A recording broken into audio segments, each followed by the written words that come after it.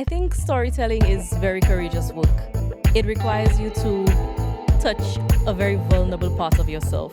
If you're trying to tell stories that are very authentic and very real, if you're trying to really go beneath the surface, and that's not easy work.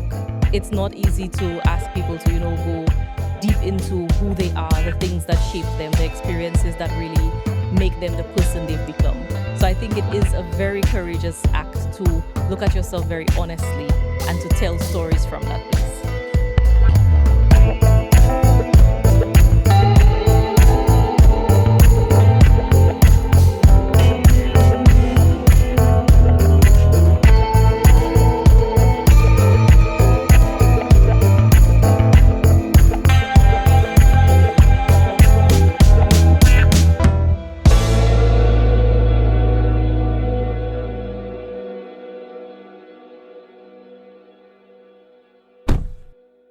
When I was growing up, the cultural and artistic offering was plenty. The Lighthouse Theatre was only one room amongst many. There was theatre, there was poetry and dance, painters and players. We recall Derek Walcott, Robert Lee, Kentilia Louis, Llewellyn Xavier, Kendall Hippolyte, Junior Frederick, Kennedy Booth Daniels, George Fish Alphonse, McDonald Dixon, Jane King, Dunstan St. Omer, Roderick Walcott, Harold Simmons, and Vladimir Lucian. Not a handful of exceptional men and women working alone, it was the very water we swam in.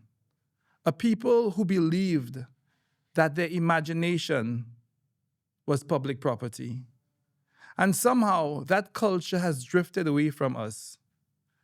We grew less interested in the performing and visual arts. The results we see in a loss of imagination, in the drift into the antisocial, in the dulling of our collective consciousness. A people that stops making art does not just grow quieter, they grow smaller, forgetting how to picture and see themselves. This is why I'm so excited about the movement and the prospect of the L'Histoire Collective, putting the telling of our own stories back into our own hands. It foreshadows hope, a new renaissance of culture, or at the very least, the gradual embrace of the best of ourselves, because we have done this before. And that is exactly what I want to explore today with someone doing this very work. My guest today is Miss Amanie Mathurin, a storyteller and researcher, founder and creative director of the L'Histoire Collective, and host of the Wandering Through Wisdom podcast. Welcome to the 1461 podcast. The 1461 podcast is brought to you by Bryson Company Limited in partnership with IBS, Harbor Club, Tropical Solar, and 1461 Enterprise, distributors of the world's best coffee. Welcome to the 1461 podcast. Today we have a very special guest, a writer, a director, a founder, Miss Amanie Mathurin. Welcome to the 1461 podcast. Of course, your work is in the cultural arts sector, and you're doing some really interesting work. But before we go into this project that you've really made great progress on, and let me congratulate you on the L'Histoire project, perhaps you could give us some background into your life. Let's start from the beginning. Tell us about yourself, your background, where you're from. From the beginning. That's interesting because I feel like there's so many beginnings. I am, above all else, a storyteller. I've worked previously in media, development communications. Some people would know me from modeling in a previous life, academics. But I think above all else, I've always been somebody who likes a good story. And that has been the common thread across all of my work. So I see that your work is rooted, as you said, in Saint Lucian storytelling. But as a person, where was your original story? Are you from Castries? Are you from Grosely? Are you from Vieux-Fort, Soufrière? What is your original story? What was life like growing up, your family, your friends? What was life like when you started? I am from Vieux-Fort. My family is from Belleville. There is so Miku spread across these areas. My mother is Guyanese, so I am Saint Lucian and Guyanese. Growing up, I come from very humble beginnings, and I think that has shaped not just my own story, but my approach to other people's stories. So I tell people that growing up, I saw both my parents being very hardworking individuals. My father worked in bananas, then he worked in construction. My mother grew up planting rice, then she started cleaning houses. So I've always been exposed to people who believe in earning a very honest dollar. But one thing that has shown me is that it doesn't matter where you come from. So I tell people that neither of my parents were fortunate enough to finish primary school, but I have had the opportunity to graduate with a master's degree. And it reminds me that you can come from beginnings that people might not expect will bring you to where you are. And I think across my work in media, in writing, that's a common thread. So you came from humble beginnings. You obviously have a passion for writing, a passion for storytelling. Where did you get that from? Was there an influence as an early adult or as a child, as a teenager, who persuaded you that perhaps through their own art, that maybe this is something which you may be interested in, or was it innate? I've always loved stories, and I think it comes from my mother, who read to me from as far back as I can remember. I know that during my childhood, my mom would read to me almost every single night until she says it got to the point where I would take the book and start reading to her because I had loved those stories so much and I had started to really put myself in these worlds and that imagination. So I think that definitely fed my imagination. But I also think I come from a generation of storytellers. My mom has always loved reading and she loves giving stories. She loves recounting family history, recounting stories from her own childhood. And on my father's side, my great grandmother, I think, was always a beautiful storyteller. She loved telling stories to herself. She would stand in her kitchen while she was cooking Oh, wow. and talk to herself, and she would laugh at her own stories. So I think I grew up seeing that, and I grew up understanding that we have these worlds in our own minds. You once described storytelling as an exercise of courage or exercise in courage. Tell us what you mean by that. I think storytelling is very courageous work. It requires you to touch a very vulnerable part of yourself. If you're trying to tell stories that are very authentic and very real, if you're trying to really go beneath the surface, and that's not easy work. It's not easy to ask people to, go deep into who they are, the things that shape them, the experiences that really make them the person they've become. So I think it is a very courageous act to look at yourself very honestly and to tell stories from that place. Do you think one could be a good storyteller if you are unable to get deep into your own mind, into your own soul, into your own pain, uh, into your own shortcomings, your own strengths? Can you, without that awakening and belief in those realities, can you be an effective storyteller? I suppose good storytelling is somewhat subjective, and some people may think of more the technical elements of what makes a good story. But for me as an individual, I think the storytelling is really in that honesty and vulnerability. So I think to be a good storyteller, you need to connect with who you are and connect with what makes you that person, connect with the wounds that shape you, the experiences that were fundamental to the way you think and the way you see the world. And I really do believe that honesty is a key ingredient in that. If you're not honest with understanding yourself, I don't think you can sufficiently understand the human connection or understand the people that you're trying to tell a story to.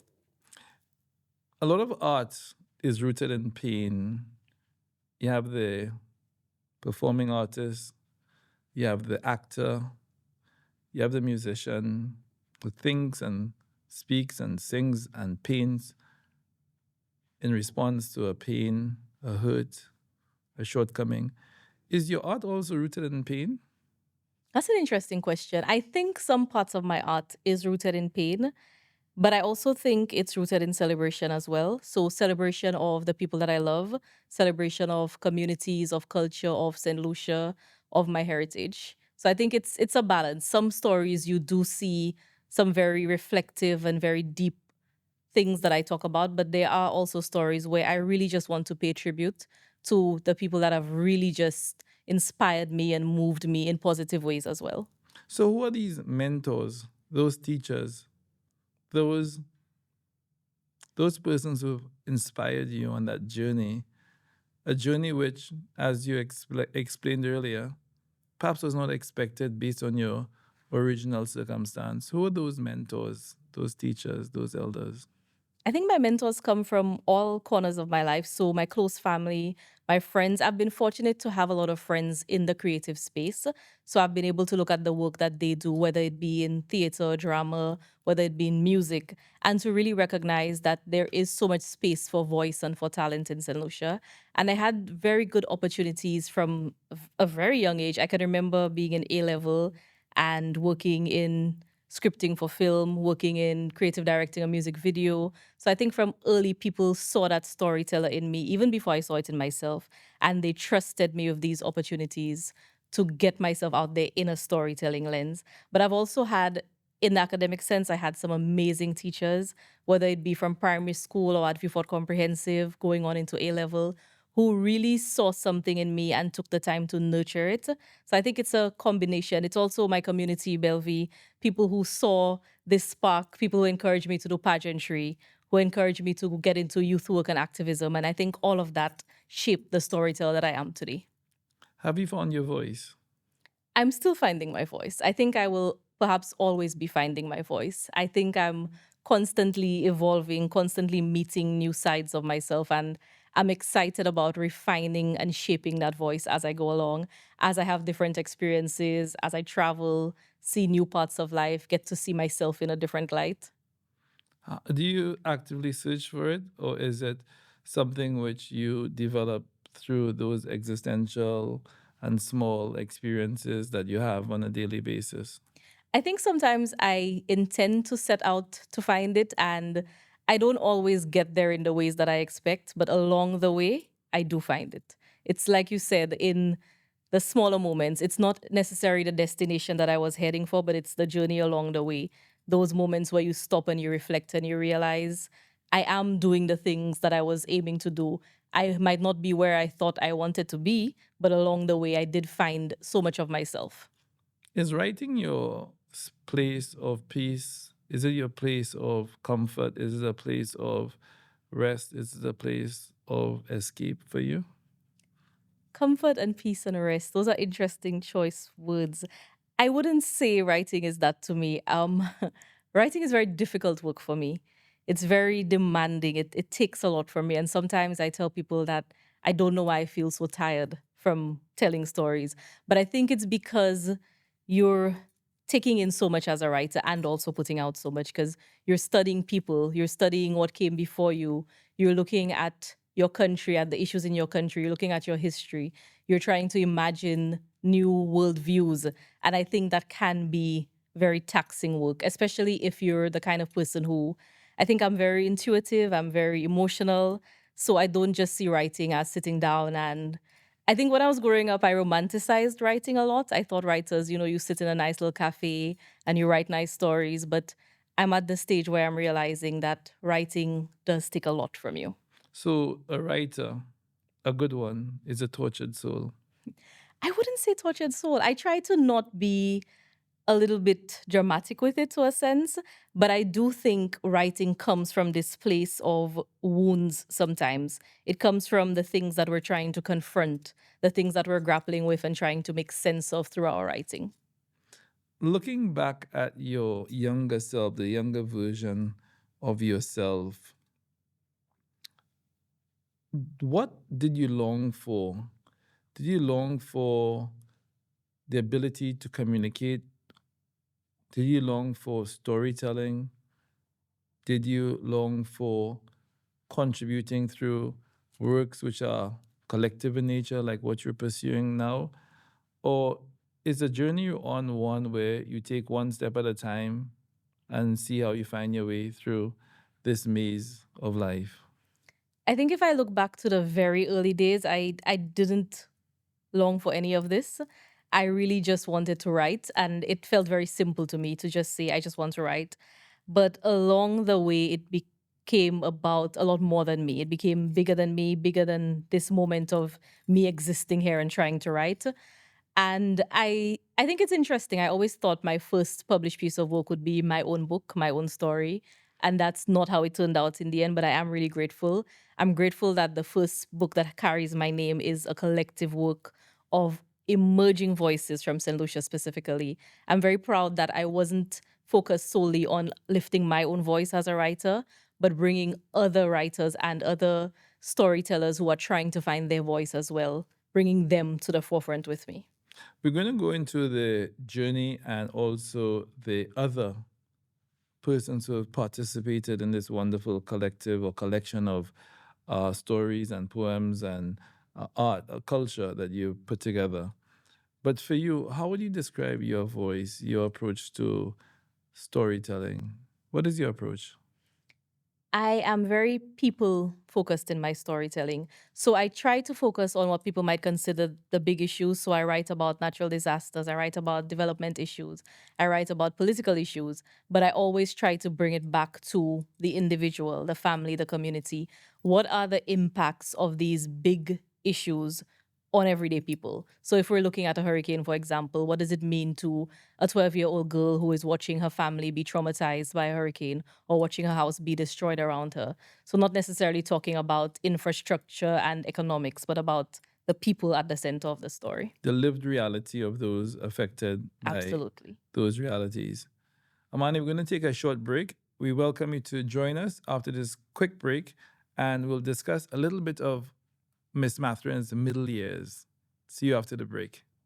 Coming up after the break, more with our guest. I'm Precious Octave, a subcontractor of Bryce & Company. I've been working in the roofing business 22 years. Working with Bryce over 8 years, installing the standing seam, the U-panel, the Spanish style, and the corrugated. Because of the company efficiency, they make my job easier. On this project, we have installed 8 roofs and more to come. The aluminum standing seam from Bryce, this is one of the best roofs you can go with. With my experience working with Bryce material, I can highly recommend them to my clients.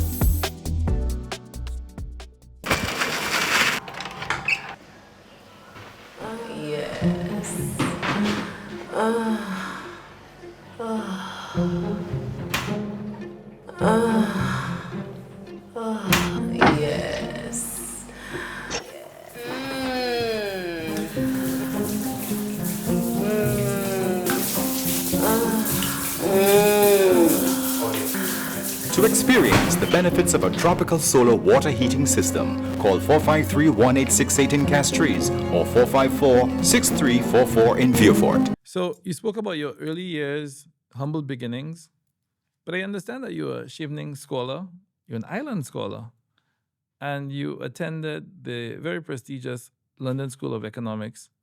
What was it like moving from Vieux-Fort, your early years, finding yourself at one of the most prestigious, illustrious institutions in Europe, if not the world? What was that journey like?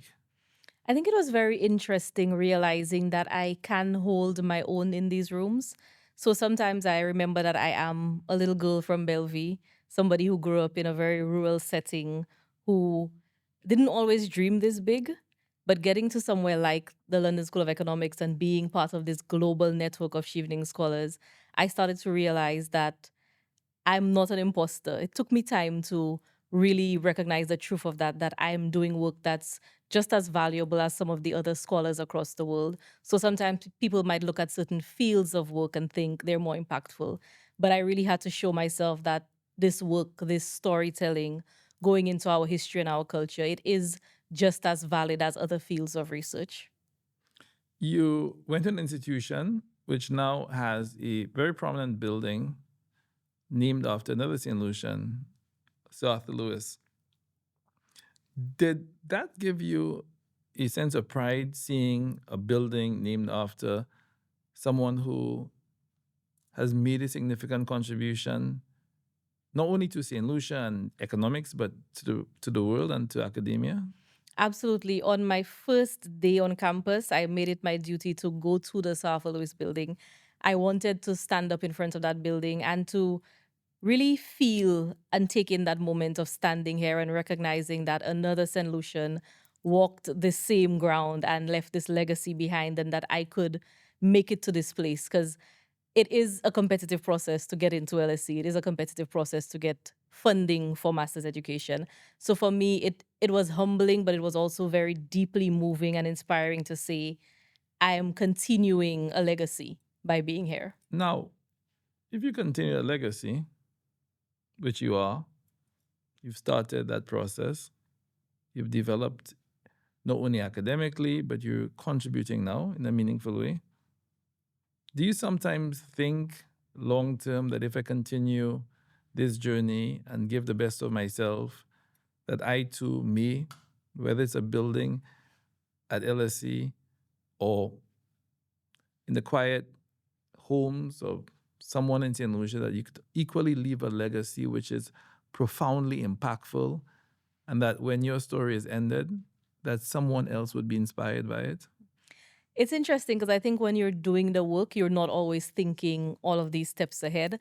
But when I posted that picture in front of the Sir Arthur Lewis building on my first day of school, someone did comment and they said they can't wait to show their children buildings with my name on it.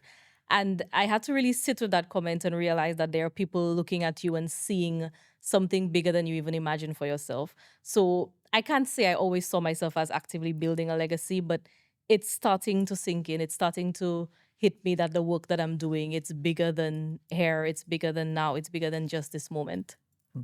You seem academically, and I'm going to be a little bit presumptuous here, maybe even provocative, to be marrying many things which are important to you. You've married academically media, communication, and development. Tell us why. Media has always been something I was passionate about. That's how many St. Lucians might know me, working as a journalist for quite a few years. And I think working in that field showed me that it was really about getting to know people, getting to understand people. And then that translated naturally for me in communications because they're essentially the same thing, telling stories. And the development side for me was interesting to build. I always knew that I wanted to do work that contributed to making people's lives better. And I think growing up, I used to think very traditionally that that had to be a doctor or a lawyer or something like that. And it took me some time when I started my studies to realize that storytelling is impactful in its own way. And it's very important for me to be able to marry these things, like you said, to be able to do the development work, but to do it in a way that's very focused on narratives, focused on heritage and culture, and not just on the surface level of what we might think of as development, but looking at people, looking at people's mindsets and how we see ourselves. Take a brush, a paintbrush, and sketch out for me what that means to you to use storytelling, communication, media as a tool to an outcome which is important to you, to development. Walk us through what that means in a real sense. I think as Caribbean people, people coming from a legacy of colonialism, for a long time, we've not seen ourselves through our own eyes enough. So we see ourselves through the narratives that were constructed about us. And I think storytelling is a very crucial part of reimagining who we are and reasserting our identity as Caribbean people. So saying that, hey, we're more than what you might read in a history book that's written from a colonial lens. We're more than the history of enslavement that people might know when they think about the Caribbean. And really getting people to recognize that telling our stories in our own voices, from our own lens as Saint Lucian people, it does something for us. It empowers us in a very important way so that when we look at ourselves, we don't see ourselves through these relics of colonialism, through that lens of being a people who were enslaved. We see ourselves from a lens of resistance, a lens of celebration, as I said earlier. So it's not just about the heavy things in our history, but it's celebrating the strides that we've taken, celebrating the ways that we've come to know ourselves as Saint Lucians. How do you sort of meet at an intersection in a meaningful and productive and a positive way, not discarding the history, which is a bruising one of pain and subjugation, one of struggle, one of subservience, not a moral subservience, but subservience with respect to the power structure at the time. How do you marry that and elevate it and also provide the sense that we are empowered, that we are strong, and we don't see that history as debilitating or making us less than who we are? But of course, I want to make it even more complicated. How do we also extract the good from our colonial past? Because there were things which have benefited and provide context. And let me be very clear, colonialism was bad. I don't want anyone to misunderstand what I'm saying. But we have bureaucracy, we have the English language, we have a system which was inherited, imperfect as it was. How do you marry all of these things to find a truth which is comfortable to you? For me, it's a lot about looking at what we were able to do with the cards that we were dealt. So, like you said, we do come from a history that I think bruising is a good word for it, but we were able to forge a lot out of that. And when you look to our culture and our heritage, I think that's where you really see the truth of who we are and what we were able to create. So, a lot of my research in the academic sense looks at our cultural art forms, not just as entertainment, but as what they do for us as a people, the consciousness that they can evoke within us. So, for example, I look at Calypso, I look at Old Mass, I look at our Creole language. And I think these are all things that were born out of a specific history of resistance, a specific history of asserting ourselves and saying, this is who we are and this is what we can create. And I think that is also a very important part of showing Saint Lucians. This is what we're building upon. This is what we're always taking with us. The gifts that we are carrying with us from those who came a long time before us, those who had a very different struggle than we might have right now. But there seems to be in some quarters this notion, it's a zero-sum option. Either we embrace who we are as Black, strong, powerful fighters of the resistance, or we're accepting of a colonial past and the superstructures of class, the superstructures within the economy. So, it's either we choose to see ourselves through this lens of struggle and perseverance, or we see ourselves as part of a system which is compromised. How do we sort of balance those two? I think resistance looks different than we might think of when we hear the word. So I think it's really important to remember that joy and celebration is resistance. And you see that in, for example, our flower festivals. So when I think of our resistance as Black Caribbean people from a history of enslavement, I think of the fact that our ancestors were still able to create music. They were still able to continue storytelling traditions. They were still able to continue the dancing and the rhythm. And these things they lived on with us. And I think that in itself is still a form of resistance. So it's not just this heavy thing that we're thinking about where, and I'm guilty of that too in a previous life where I thought, resistance was this heavy shielded thing all the time, but it's not. It's also the celebration. It's also the quiet reflection of who we are and that quiet understanding of what we can do. We are European. We have European heritage. Do you see us as having a European heritage as well? Do you see the European identity or the European experience, although it was one which was deeply compromising to us, but is that a part of our heritage which should also be accepted? Accepted is an interesting word. The legacies of it continue. We cannot escape it. We still live in the shadows. So, as you mentioned earlier, our systems, the bureaucracy that we live under, even the way that we think, some of the ways that we see how people dress and how people deportment, the way that we think you should be when you go into certain institutions, for example, a lot of that is left over from that colonial past. I think acceptance is an interesting word. It's not the word that I would personally use. To me, it's more about figuring out who we really are underneath that shadow, who we can be if we're not thinking about what people told us we should be. Okay. The reason why I asked the question is because even for me, I'm a proud African, accepting of the heritage that we have. But I think it's also incomplete a story for me to only confine myself and my past to the 80% of that identity, that accepting that we have lived and we have learned and we have benefited, accepting all of the negatives from that heritage, from our, and having that milieu, that bouillon, as it were, be elevated and be celebrated.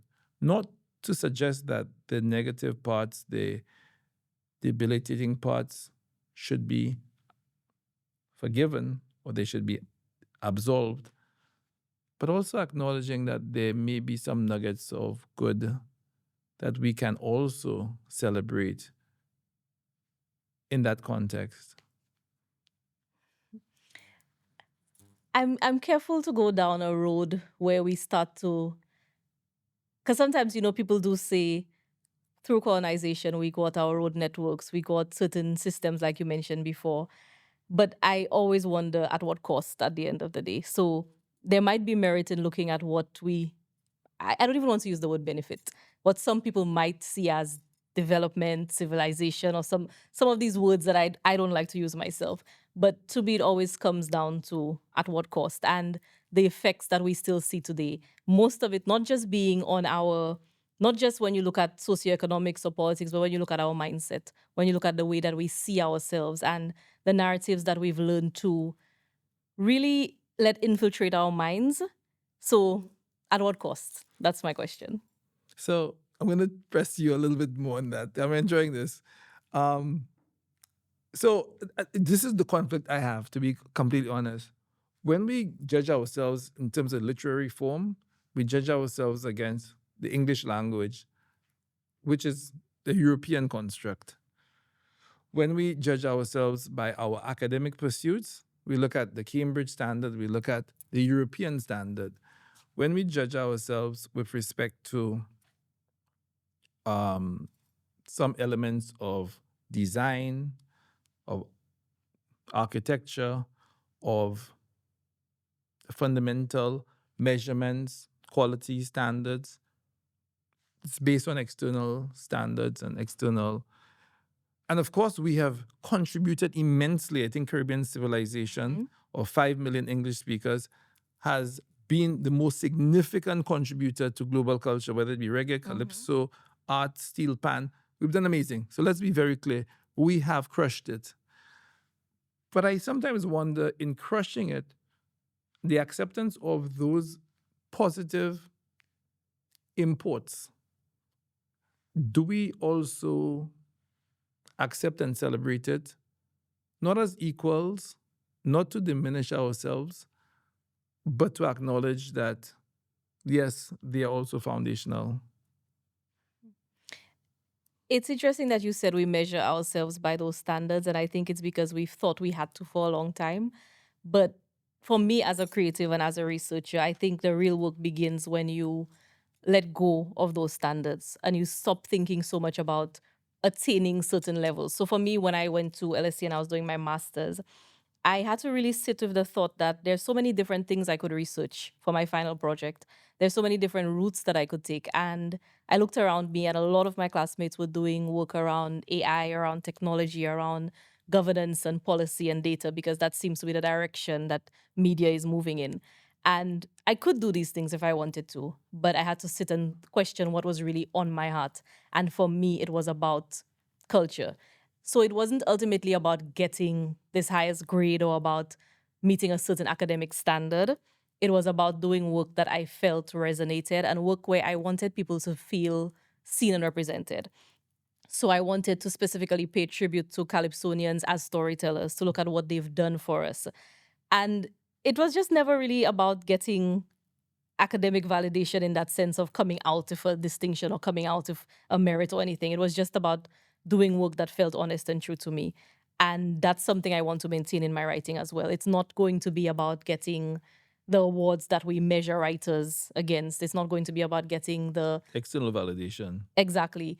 It's going to be about how do people feel when they read my work? How do very ordinary Saint Lucians feel when they read a piece of work? Do they feel that their voice is represented in this? Can they see their grandmother in this piece of writing? Can they see their neighbor the bush doctor down the road.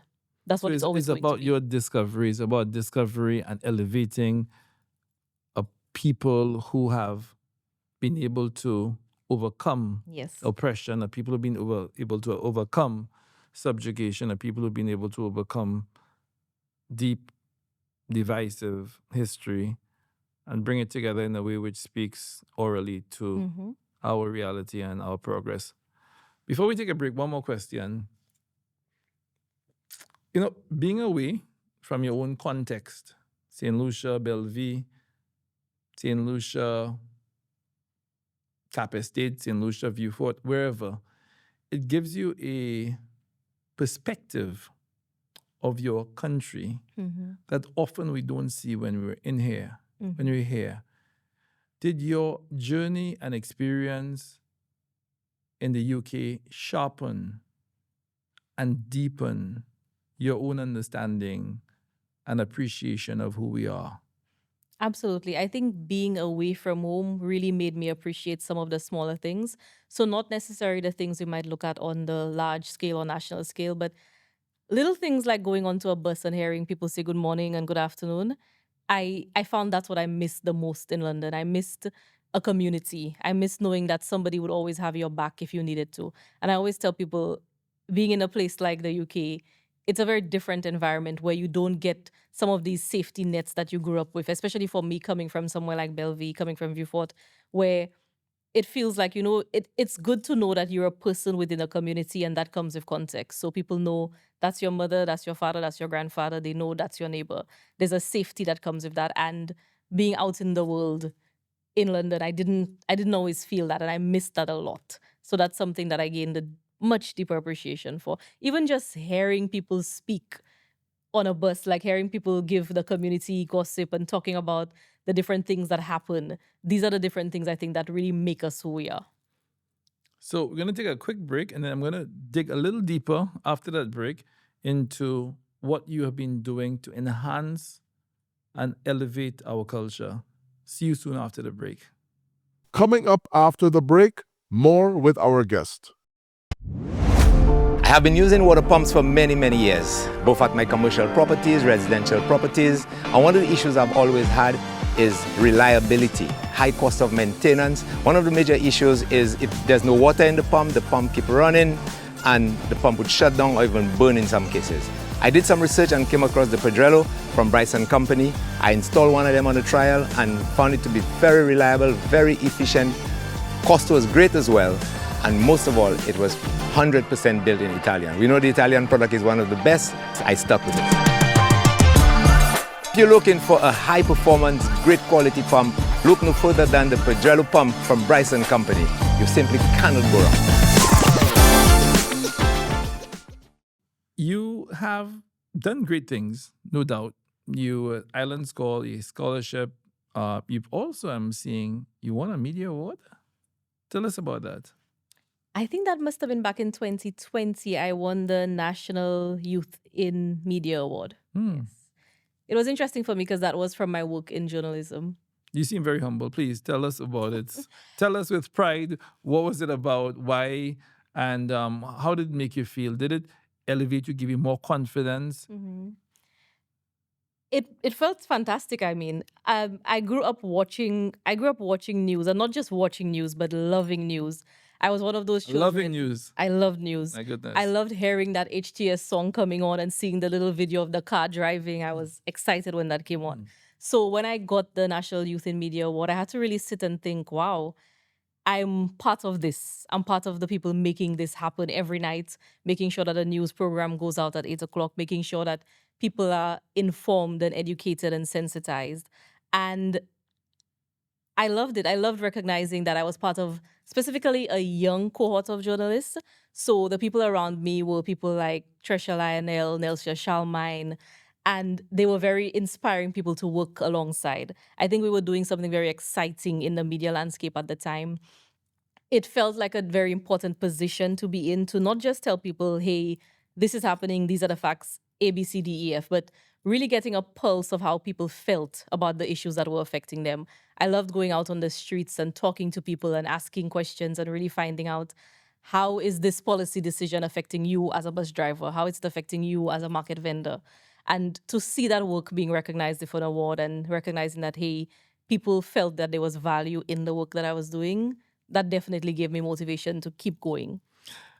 Is it the responsibility of a journalist to give objective views, or is it okay for journalists to have their own subjective views converted into news? For a long time, when I started news, I was taught that, you had to be objective, you had to be neutral. But I wonder what we lose when we try to be so neutral all the time. So sometimes I don't think anything can really be neutral. But you don't even have to attempt to be neutral, give both sides of the story at least? You can give Equally? both sides of a story, but it's also still about elevating, because you can choose, even when you're choosing who you're interviewing, you're choosing a side of a story that you're telling. So I still struggle to think, how much can you completely be neutral, even covering a story in itself, bringing it into the public attention and into the spotlight. That's still bringing a conversation around it. Do you think news making has been politicized? It has. It absolutely has. So, because I was speaking to someone yesterday and they said, if you want to get this viewpoint, you watch this and this station. If you want to get this viewpoint, you watch these stations. So I wonder whether that is a disservice to the viewing public, not getting objective reporting. And let me also add to that. I do agree fully that there will always be a subjective element to reporting. But I do think that it is a responsibility of the journalist to give equal weight to both sides of the story and allow the viewer to make a determination. Would you not agree? I agree to an extent, but I think at some point you still have to ask. So, for example, when we worked in the media and we cover political stories, sometimes you get the voice of the technocrats, of the politicians all the time, but you're still missing out something in that. That in itself is still not objective. But is it the responsibility of the journalist to bring his or her biases to the story? No. I don't think it's about bias. I think, as you mentioned earlier, it's about bringing in as many angles as you can to get as full a picture as you can.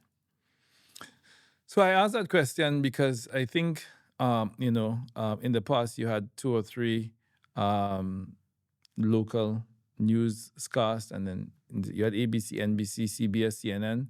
But now, because news has become user created, what do you call it? User creator media. You have the platforms. It has become less and less objective news reports, and news reporting has become really subjective. So it's just interesting to see the evolution of the media. But of course, I'm happy that you were part of it, and maybe soon you will continue to contribute to the media landscape as you go forward. So let's move into the meat of the matter. Why you're here with us today? Tell us about Tiwe l'Histoire. Okay. So Tiwe l'Histoire, Emerging Voices from Saint Lucia, is a collection of 12 pieces of work. We cover short stories, personal essays, and poetry. It really was born out of a writing retreat that happened last October at Balambush. What started it all was this idea of creating a community for writers. So not just focusing on the technical elements of writing, but giving them a space to have the conversations, do the introspection, because I realize I've been writing for many years, but it's somewhat solitary work. We don't often get to meet and to really sit with each other and say, these are the things I'm grappling with in my writing. We don't get to talk about the challenges, about how difficult it is sometimes to tell these stories. So we really wanted to create that space. And that's why we made sure it was done across 3 days. We wanted people to remain in that space with each other across those 3 days and to see what really came alive in there.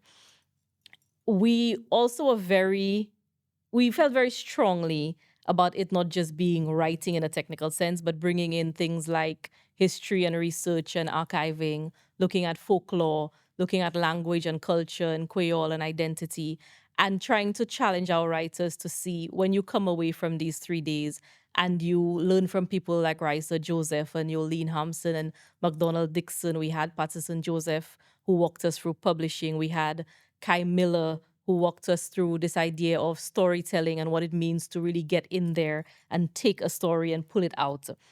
What do you come up with after this 3-day experience, and how does that translate into a piece of writing? So we went through about a 9-month process of working with the participants from that writing retreat to get their stories to a place where it could be published in this collection.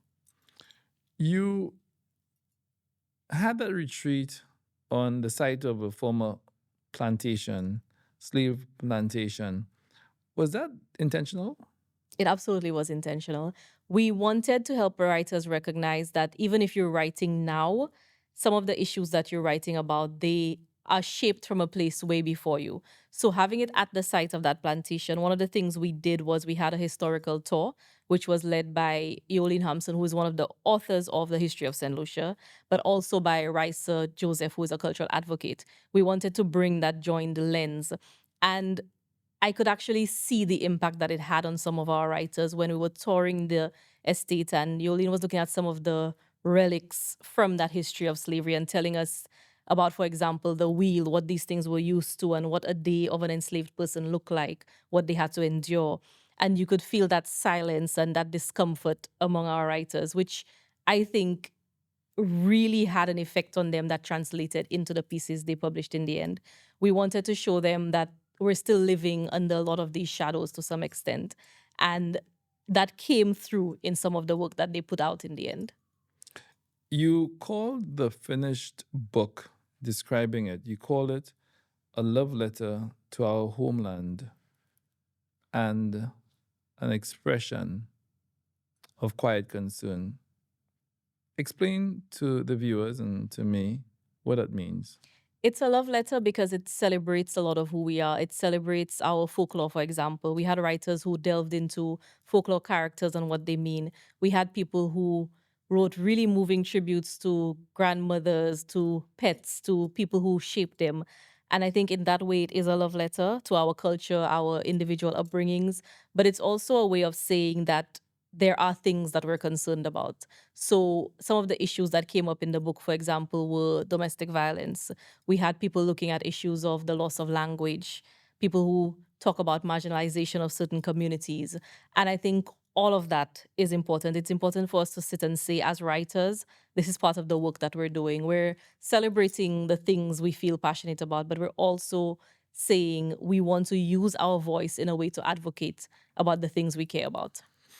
And would it be, in addition to domestic violence, do any of the writers have a view on some of the social dysfunction in terms of the violence that we too often see, drug abuse, questions of health and security, those things which concern and touch on the lives of every Saint Lucian? Does the anthology provide context and expression of concern across the range of those issues? It does in its own way. So every story is very unique. And somebody who goes into it expecting, for example, an essay about social ills, they might not feel like they come away with that. But I think each writer in their own way was able to say, this is the issue that I want to talk about, and this is what I'm going to use in this story to talk, for example, about different types of disabilities and how we treat people based on that. I think these were some of the really moving content that came out of the stories. There were 12 writers who formed part of this collective. How did you find them? We put out a call for participants when we initially started the writing retreat planning. People submitted their bios, they submitted writing samples, and we reviewed their submissions to see whether they really spoke to the themes we were going for the writing retreat. So we didn't want people who were just, as some might say, writing for writing's sake, but people who saw writing as this larger exercise, who wanted to advocate for issues, who wanted to talk about cultural preservation in their work, who wanted to talk about history and folklore, about what makes us Saint Lucian, for example. So we chose our participants based on that, and then we brought them into the writing retreat, and we worked with them around these specific topics. One of your contributors, Monique Ogis, who spoke movingly about some of the challenges we face in our community, in our country, Speak to us about her work and her contribution. And of course, we would like, after you share your views on her work, to hear directly from her. Tell us about Monique's work. So, one of the sessions we had, I think, on the final day of the retreat was folklore in contemporary storytelling. And we really want to get this idea of how do you use the traditional folk characters to tell stories about what we're facing right now. And some of our writers, people like Saint Louis and Monique Ogis, they did that beautifully. They were able to take these folk characters and tell very different stories, reimagining what they can represent. And Monique in particular, her story, Whistling at Night, it was so gripping. When I read it for the first time, I was like, wow, this is exactly what we wanted to come out of this retreat. This is exactly what we wanted to come out of your pieces of writing. How do we confront the difficult issues, the issues that are hard to talk about, but use the lens of culture to delve into that? And it's a story that builds intrigue, it builds mystery, it leaves you on the edge of your seat. And at the end, it shows you that things are not always what you expect them to be. He Monique? took another pull of the joint, smoke filling his lungs. His chest began to burn almost immediately. He bent forward and coughed hard, the sound rough and animal-like, hacking its way out of him. He hadn't smoked in a long time, not since his early 20s, but tonight, he needed something to take the edge off, something to help him forget. There was a reason he had come here to spend the night. He was no longer welcome at home. The police had escorted him out rather unceremoniously earlier that evening after a domestic dispute between him and his wife. It had started small, petty even, words thrown back and forth, nothing unusual. Somehow, it had grown into something much bigger. He could not even remember all of it clearly. He remembered slapping her, punching her, kicking her. Then everything went black. The only thing he remembered after that was the muffled, terrified cries of his children, begging him to let their mother go. Maybe one of them had run to the neighbor. He did not know. All he knew was that Hans had pried his fingers away from his wife's throat. The humiliation burned worse than the smoke in his lungs. The officers had suggested he spend the night elsewhere. Give everyone time to cool off. After all, they said, married couples have their ups and downs. Nothing a little prayer could not fix. Where was he supposed to go? His parents' house was out of the question. He could not look his mother in the eye and tell her what he had done, not after the way she had raised him. Make sure you never turn into one of them dirty men who put their hands on a woman, eh? She used to say, a real man would never do that. So, here he was, hiding like a coward, back in this old wooden house, afraid to face what he had done, like a scared little child. He coughed again and took a swig of water, trying to soothe his dry, burning throat. The thought of his grandmother crossed his mind then, a strong woman, a woman who had raised him to know better. What would she think of him now? He took another puff, and his head started to feel light and a little fuzzy. He scanned the room, eyes finally adjusting to the low light, and that is when he spotted it. His grandmother's old wind-up radio tucked on the shelf by the wall. She had kept it in case a hurricane ever passed. That old witch was always prepared for disaster. He picked it up, cranked it once, twice, and again. At first, nothing but static. A warped, crackling sound, thin and distant, then slowly a tune pushed through. An old reggae tune. Voice stretched and bent, but familiar enough to make his chest loosen a bit. He leaned back in his chair and exhaled. Somewhere along the way, he started whistling. He didn't notice it at first. It slipped out of him the way breath sometimes does when you are tired or your mind drifts. Soft, faultless, a thin ribbon of sound curling through the kitchen. Then he heard himself. He froze. His grandmother's voice rose up sharp in his head like a hard slap.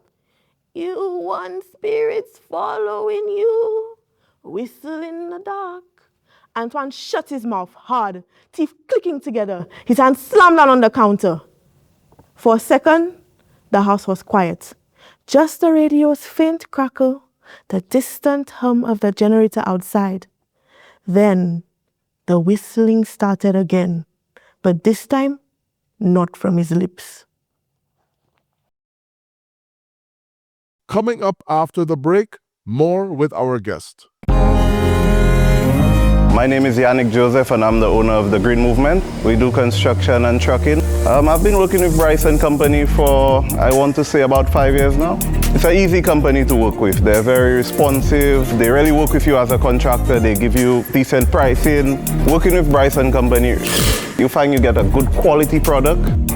This property behind me, we just finished, and I'd like to say from start to finish, Bryce has been here with us from the steel for the foundation, the columns, the beam. The decking took us 2 weeks because of the Easy Deck. We have the guttering from Bryce, we have the roof, fence, the whole house is Bryce, start to finish.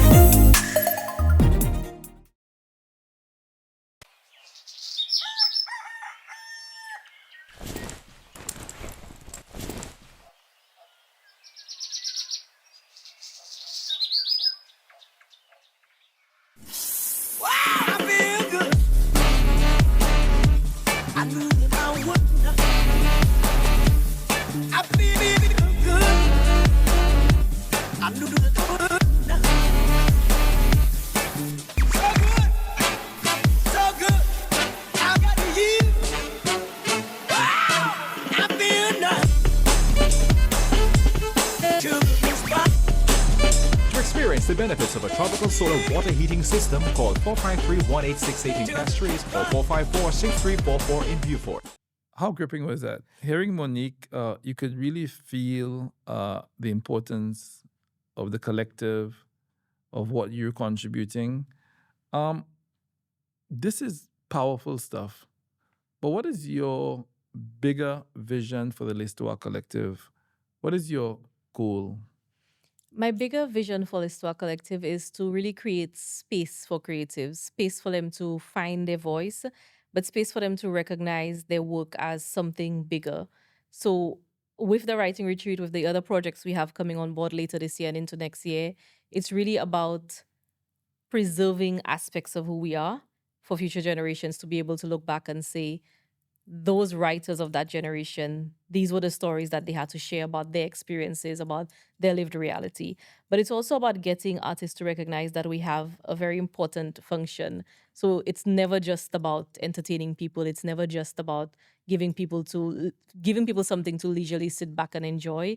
It's always about this bigger function of sensitizing people, of raising some type of consciousness. So we want to continue creating spaces and opportunities for our creatives to do that. And we're not just looking at writing, we're looking at other forms of storytelling as we grow and evolve. As a broken society, because we are broken, I think that is a controversial statement, but our history has, in some senses, been difficult and bruising, and we're recovering. Do you see writing and cultural productions being part of that catharsis of healing, of growing, of loving ourselves again? Absolutely. I think writing has that ability to help us connect with each other. And I think that's something that's important in any type of work of repair that we're trying to do. So when you look at a piece of writing and you're able to see something in it that connects you to another human being, when you see somebody's vulnerability, and I think I felt that in a lot of the stories that we read, you realize that it's not just you as an individual having an individual experience. You're part of something bigger. You're part of a bigger society, a bigger community. And we're all in many ways trying to make sense of this experience that we're having as human beings. And writing reminds us that we're trying to find different ways of confronting many of the same questions. What do you mean that writing is a tool for narrative justice?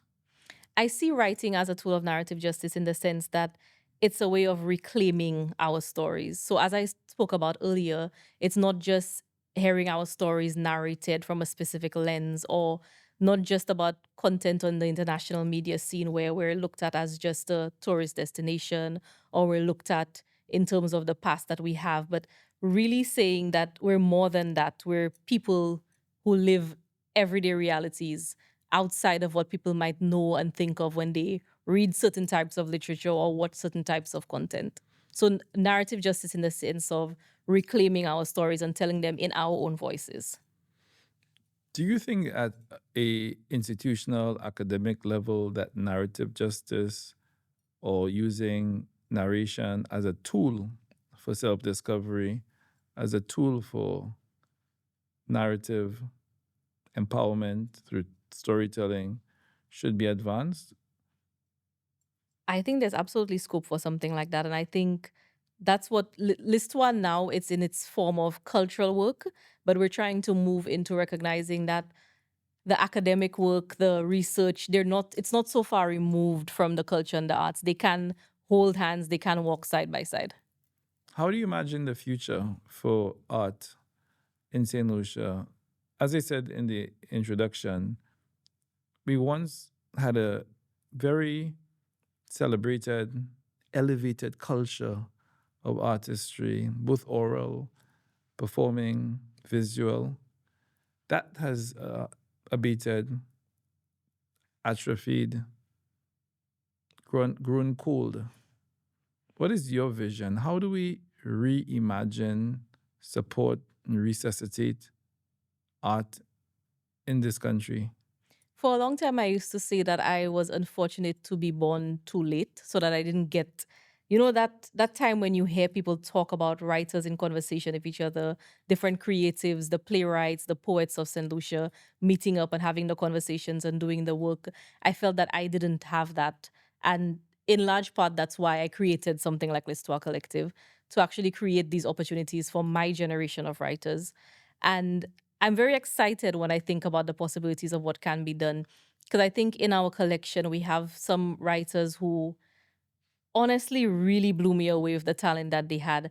And I think about what can happen if they're given opportunities to continue growing, opportunities to continue exploring their work, and to, really not feel that they're limited to just writing as something they do on the side, but as something that they can pursue more seriously. So I think the potential has always been there. The talent is there. It's really about creating an enabling environment where people feel they can pursue this seriously. And I don't think it's impossible to get back to that period of when, St. Lucia has this thriving literary scene. I think we can do that again. Economic realities, the need to work, the need to put bread on the table, sometimes militates against our passions, our desires to contribute artistically. How do we balance those two realities? The need to have economic means and pursuit of artistic work sometimes finds itself in conflict. And in St. Lucia, it often does. How do you square the circle? I think I'm still trying to find the answer to that. So that's my personal struggle as well. I am so happy to be really rooted and grounded in doing creative work for the last year. I've not been in full-time employment for nearly 12 months. And because of that, I've been able to do so much when it comes to writing, not just my own writing, but helping to bring an entire collection of writing into this world. But the reality of that is that I'm not always going to be able to continue doing that because it's a sacrifice that I'm making on my own part as well. Coming from a comfy job and coming from earning a very good salary to now saying I'm spending 12 months focusing on the art, focusing on the writing. I'm hopeful that there will come a day when, I can get to do this work full time and I can make an honest and decent living from doing this work. The reality is I'm not there yet.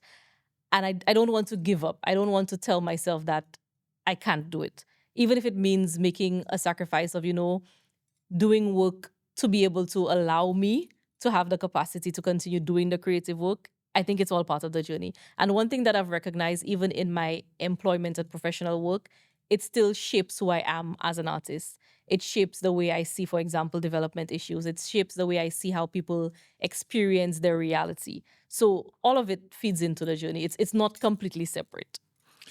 In Europe, in particular, in France specifically, a country which takes culture very, very serious and cultural survival, there's quite a bit of public sector investment in sustaining, growing, amplifying the voices, the culture, the art.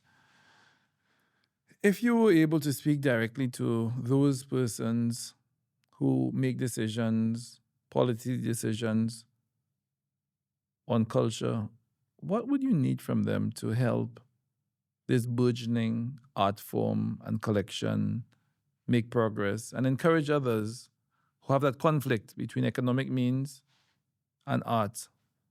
What would you say to them?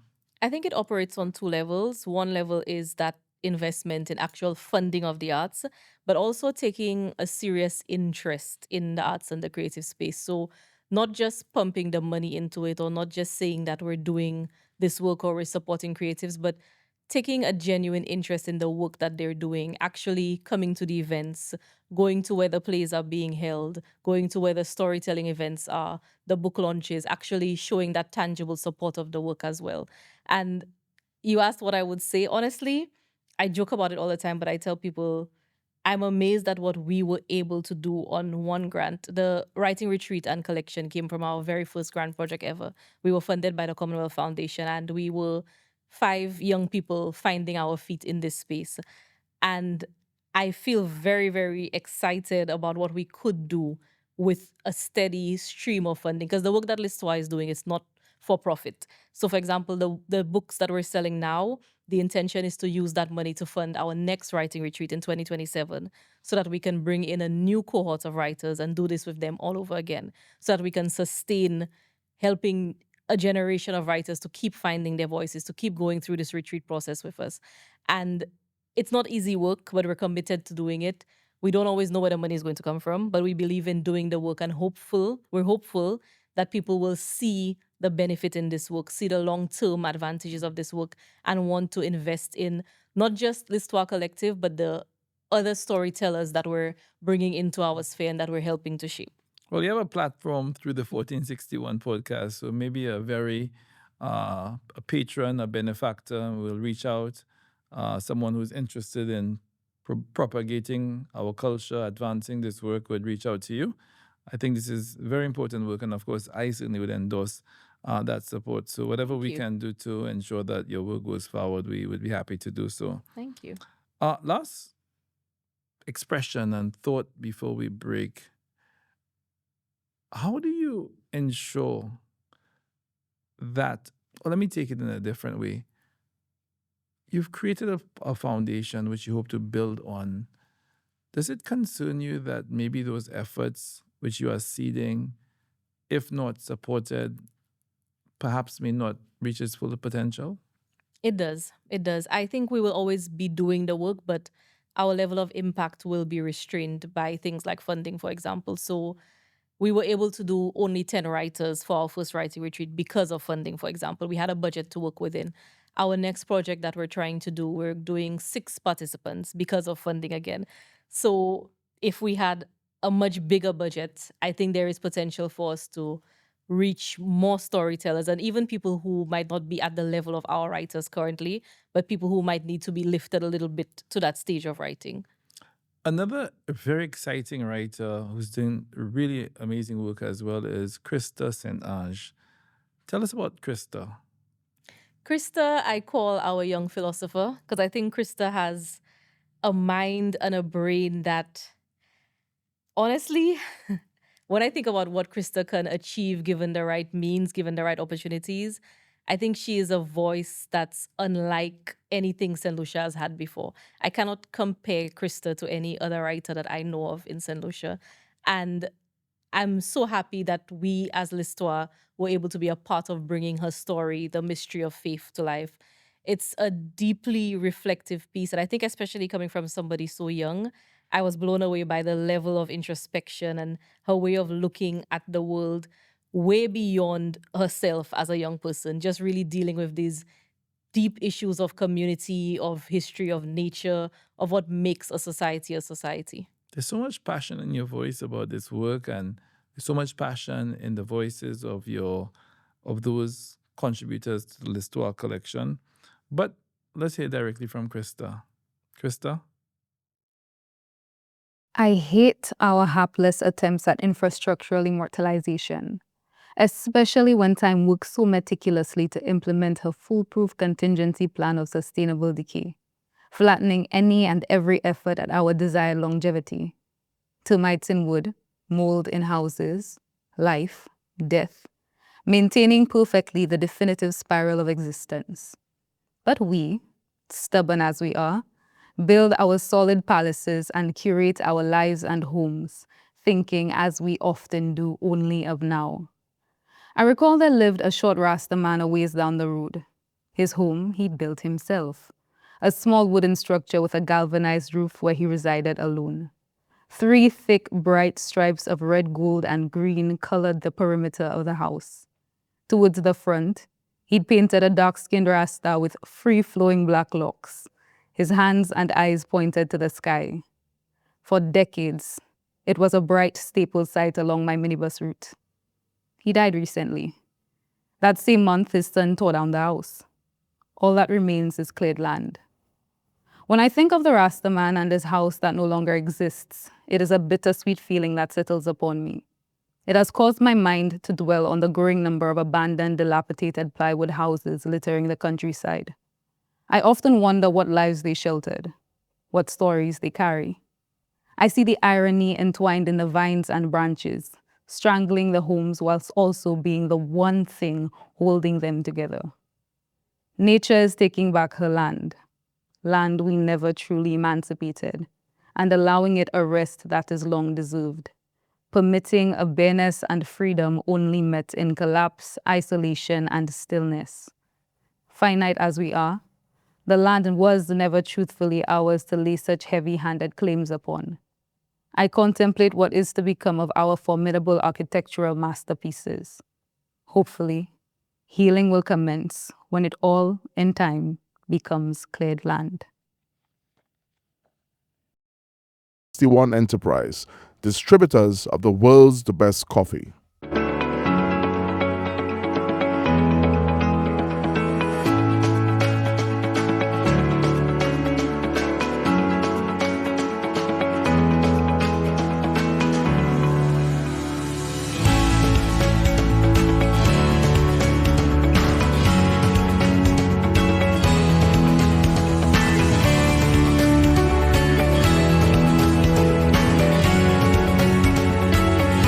For inquiries, contact us at sales@1461.lc or 717-9306.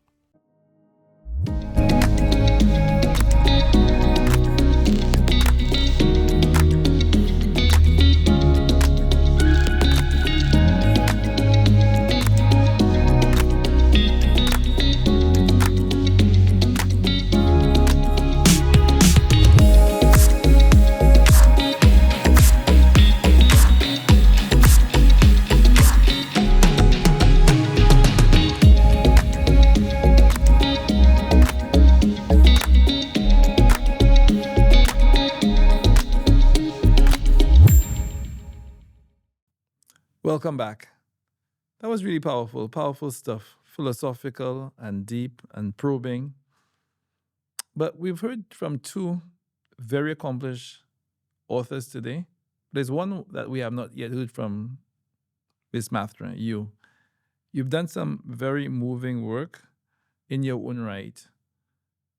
But in reading through the pages, I see one clear reflection, refrain. Your grandmother. Tell us about her. My story for the collection was actually an interesting journey for me. So I spent 9 months working on curating the other writers' stories. And then it came down to the last couple of weeks of putting the manuscript together, and I didn't have a story yet. And I realized that's where the heaviness of the work of holding other people's hands and bringing their story in. And sometimes you don't spend as much time with your own story. So I initially wanted to write a fiction piece because fiction is my strength as a writer. That's where I'm comfortable. But when I started writing, the fiction just wouldn't come to me. So I started thinking, okay, you know what? Let me write something very real, something that's just my story. And it just really started about me writing about my great grandmother and how much I wish I had known more about her. And in that journey, I recognized it became in itself a story about storytelling, about fragmentation, about the things we don't know, about the things that we lose because of differences in memory, in time, in language. And I thought back to my great grandmother who spoke Creole, but who taught herself to speak English to basically get by in the world. And I think about how much I wish I had asked her more questions. I wish I had gotten to know her better. I wish I had taken more time to speak to her about who she really was outside of the woman that cared for so many generations of us. She raised her children, she raised her grandchildren, she raised her great grandchildren. And in my attempt to reconstruct her in the story, it brought me to a very emotional place. And it made me realize that is the story of many women, of many Saint Lucian women, doing that work of catering to the needs, feeding the family, tending to when they're sick, and then they pass away, and we realize we don't know who they really were. So my story for Ismeda is a tribute to my great-grandmother. In your own work, you've lionized her, you've elevated her story, you provided context to the life of someone whose story would have otherwise not been told. That's a really powerful and important aspect of storytelling, giving life and context to those without a voice. Is this something which is important to you at a personal level, being able to speak to her reality, her life, her contribution, which was seeded many years ago, with the fruits of which we still see today, including in your own life? I'm really glad that I went in the direction of creative nonfiction and writing a personal essay as opposed to writing fiction, because it really showed me that sometimes that's really where the stories are. So we spoke earlier about narrative justice and about archiving and keeping our past. And I think about my great grandmother because in writing the story, one of the themes is this idea of naming, of how we know people through one name and then we find out after they pass that that's never who they really were officially. And that gap between who are you on a birth certificate versus who are you by the name I call you affectionately. And in writing that story, I recognize there is so much of my grandmother, my great grandmother's story that would not be captured if you go through official documentation of who she was. And that's how I see writing. That's how I see my writing, as filling in those gaps and those silences of who are those people who shaped us, who raised us, who nurtured us. What is the story beyond the documentation of their lived reality of their life on earth? And in your future work, in your future reflections, do you intend to give context and chronology to those other lives which have impacted on you, or was she special and would leave it there? There's so many special people in my life. So the project I'm working now on is actually my mother's life story. My mother has an incredible life story in her own right, and that's the most difficult piece of writing I've ever had to do. I've also started working on short stories inspired by my father, because for many of us, our fathers are not people who talk about their own life a lot. They do the work of providing, of protecting, of, doing these traditional roles, but they don't often sit and say, when I was growing up, this is what it was like. So I'm doing that work now of leaving the fiction aside a little bit and looking at the reality of who I am and where I come from and the people that are so important to that. This would be autobiographical. And is that also you unearthing slowly who you are? So through telling my great grandmother's story, I found that it showed me who I am. So, for example, I made this joke that my great grandmother used to call me a little radio when I was growing up because I talk so much. And I found it interesting that she joked about that when I was just a little child walking around. And I grew up to work in media, to be on television, to be in radio. And in telling her story, I was as much telling my own story of the things that I don't know, the things that I'm trying to find, the things that I'm searching for in my writing. And it's a similar process in writing my mother's story, of recognizing that my mother's life experiences, the things that she went through, the places that she found herself, they shaped who I am now. They shaped how I see the world. They shaped my writing. They shape what I want to do with my writing. So we want to hear from you now excerpts of your own story, which we hope will also not only give hope, but also inspire our listeners. For Ismeda.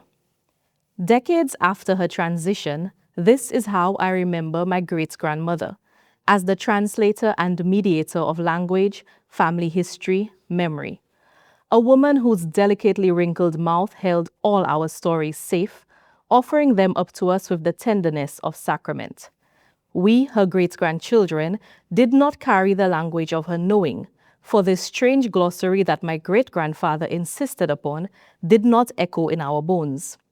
Yet my great-grandmother gifted to us her divine remembering without grudge, planting our history inside the few words we all had in common.